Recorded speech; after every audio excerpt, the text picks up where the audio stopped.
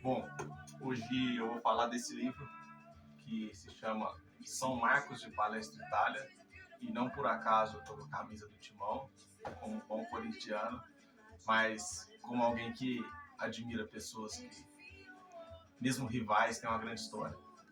E esse cara aqui sempre foi um cara que me chamou muita atenção. O goleiro Marcos tem uma história fantástica no futebol, né? E faz tempo que eu queria ler esse livro e consegui realizar agora. E só deixou ele mais grande, né? Maior, né? Não mais grande. Maior ainda na minha mente, a grandeza do Marcos, né? Como atleta, ser humano. É um cara diferenciado. É um cara diferenciado mesmo.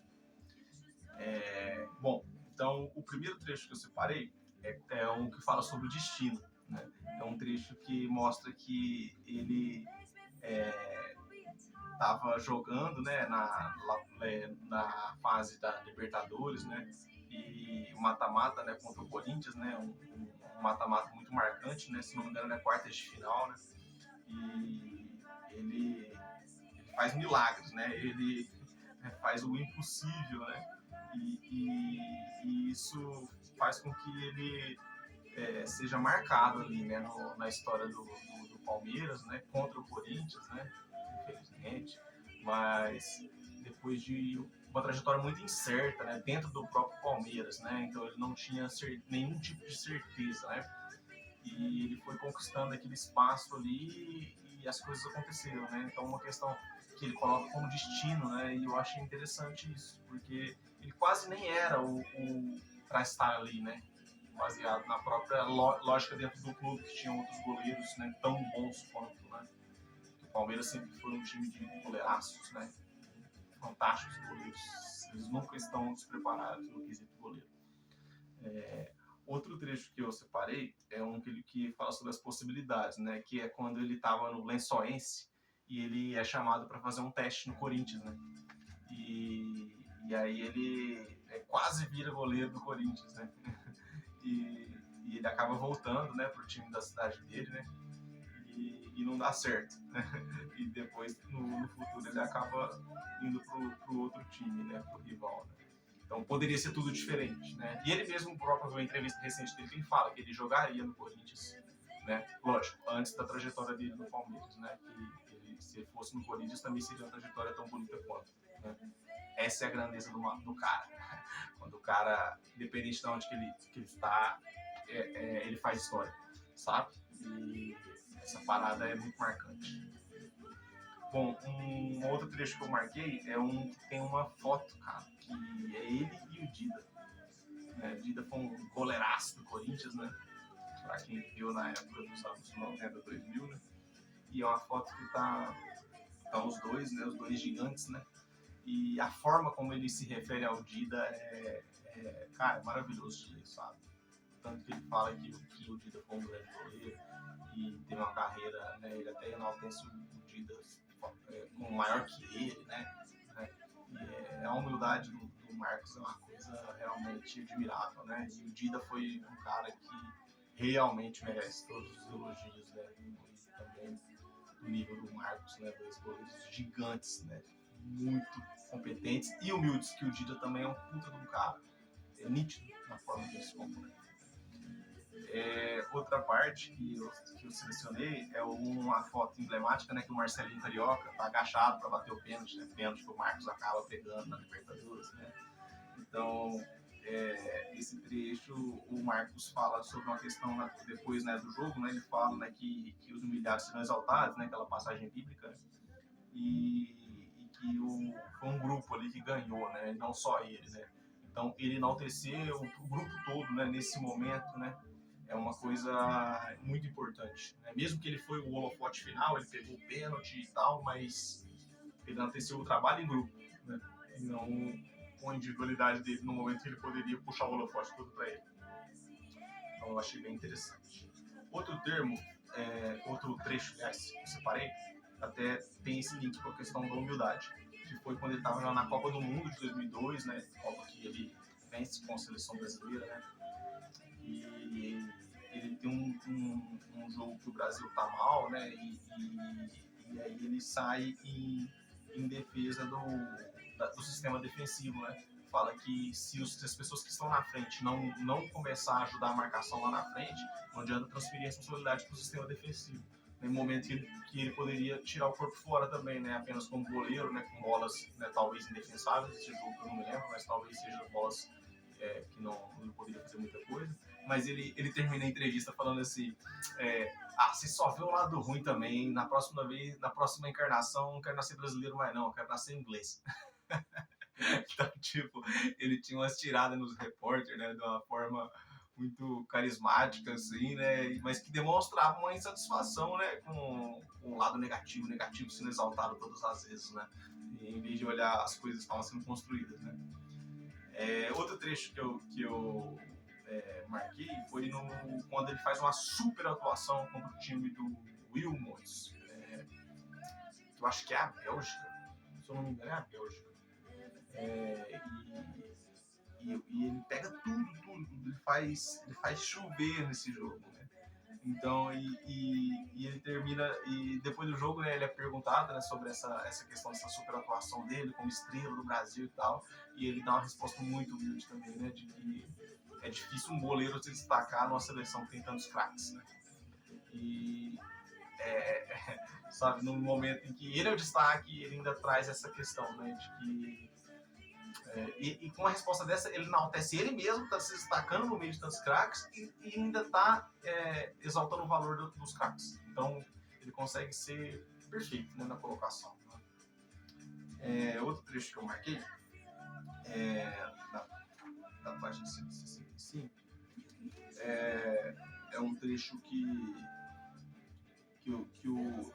ainda sobre a seleção, né? É um trecho em que o Brasil, né, tá jogando a final, né, contra a Alemanha, né, e o Brasil vence, né, a Alemanha por 2-0, né, nessa final, e o Marcos fala que durante todos os 45 dias de Copa do Mundo, né, ele tinha pesadelo levando gols e tinha muito medo de se tornar um vilão, né, como outros goleiros já foram, né, em outros momentos, por errar, né, num momento que não pode, né, e acaba que o goleiro que erra na final é o goleiro alemão, né, que também era um grande goleiro, né, chamado Oliver Kahn. Tem até uma foto dos dois juntos aqui, que o Marcos está com a bandeira do Brasil e está falando alguma coisa para ele depois do jogo. Né? E aí o Marcos fala que o Marcos era muito realista, né? As palavras dele eram de muita realidade. Ele não media as coisas. E não significa que ele era sem educação, mas ele não ficava medindo as coisas para falar o que os outros querem ouvir. Ele falava o que era, o que ele acreditava que era. Então ele fala que o Oliver Kahn seria marcado mesmo por essa derrota, porque pro torcedor, né, você pode acertar 99 vezes, mas quando você errar uma, você vai ser marcado, né? Ainda mais se for num jogo, né, muito decisivo, como era o caso desse. Né? Então ele fala que lamenta pelo Oliver Kahn, mas que ele teria que lidar com isso. Assim como ele teve que lidar com isso quando ele falou da final do Mundial com o Palmeiras. Final, semifinal, não sei, mas eu sei que foi um jogo dos anos 90 lá, contra o Manchester. E ele falhou, e aí ele carregou isso por muito tempo. Né? Então a forma de amenizar isso é depois tendo grandes conquistas, né? Porque aquilo ali não se apaga, né? A falha fica marcada, muito marcada, né, na vida do atleta. Outro trecho que eu marquei é este aqui, em que ele fala sobre o Palmeiras, né? Quando o Palmeiras vai jogar a segunda divisão, né? E ele tem uma transferência para jogar no Arsenal. Encaminhada, né? Tudo certo, o Palmeiras aceita a venda dele, tudo. Ele chega aí para a Inglaterra fazer exames, conhecer o local de trabalho, tudo. E ele acaba não ficando, né? Ele acaba voltando para o Palmeiras, não chega nem a jogar pelo Arsenal, né? E ele fala que o maior empecilho fui eu, né? Porque ele não quis, né? Ele não quis. E assim, eu admiro a grandeza dele de jogar a segunda divisão com o Palmeiras num momento difícil. Né? E ele estava no auge depois da Copa do Mundo, ele não precisava daquilo, né? Enquanto atleta, de nível de atleta que ele era, mas ele quis isso, né? Ele não se adaptou lá, né, no time inglês, uma questão, acredito, bem sentimental mesmo, que ele desenvolveu com o time dele, né? Foi por quantos anos, muitas décadas.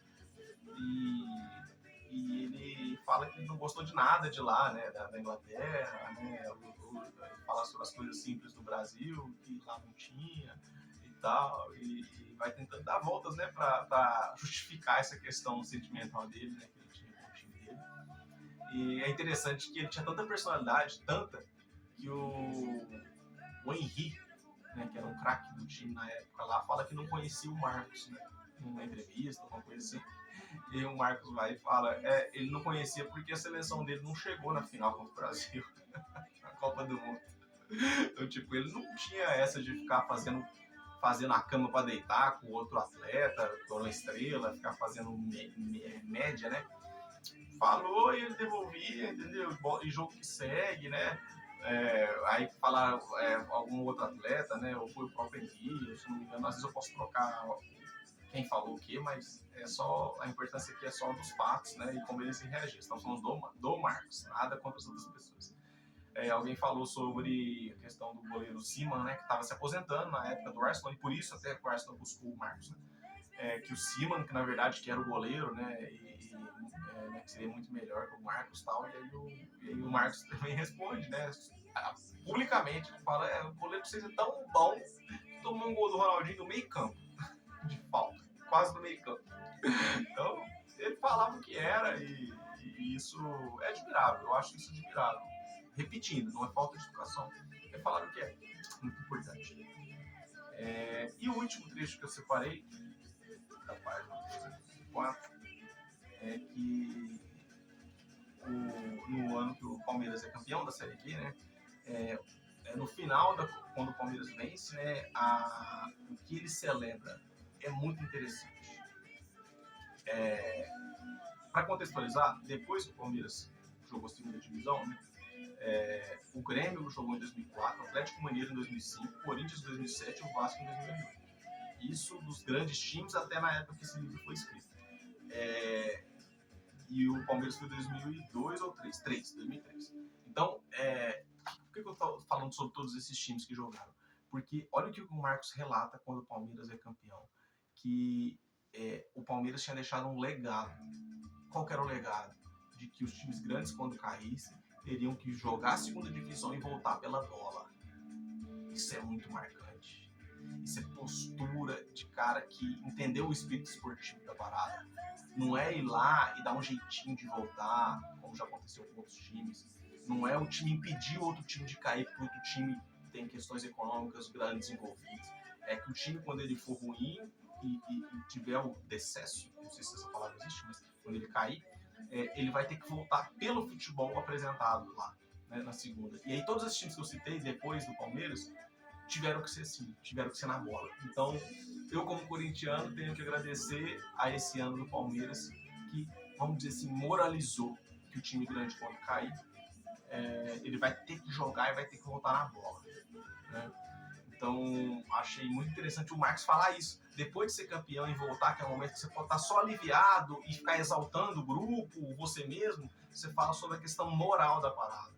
É grande, é grandeza. O cara era grande. Então, eu fiquei muito feliz de ler esse livro, confirmar a minha impressão positiva dele, melhorar, aumentar mais ainda a minha admiração. É muito bom quando a gente procura biografias. Eu gosto muito de ler biografias. Biografias é meu carro-chefe de leitura. E ler biografias de pessoas que a gente admira e sair da biografia mais fã ainda, traz um enriquecimento para a gente com outra pessoa fantástica, que a gente passa a acreditar mais ainda no nosso caminho, na gente mesmo, né? E que a vida é isso, uma pessoa inspirando a outra, sem regras, sem ser obrigatório que uma pessoa inspire um certo grupo, cada um sinta afinidade com quem toca o seu coração, com quem desperta a sua racionalidade. E fico muito feliz de poder estar conhecendo mais de perto a trajetória desse cara aqui. É um grande cara.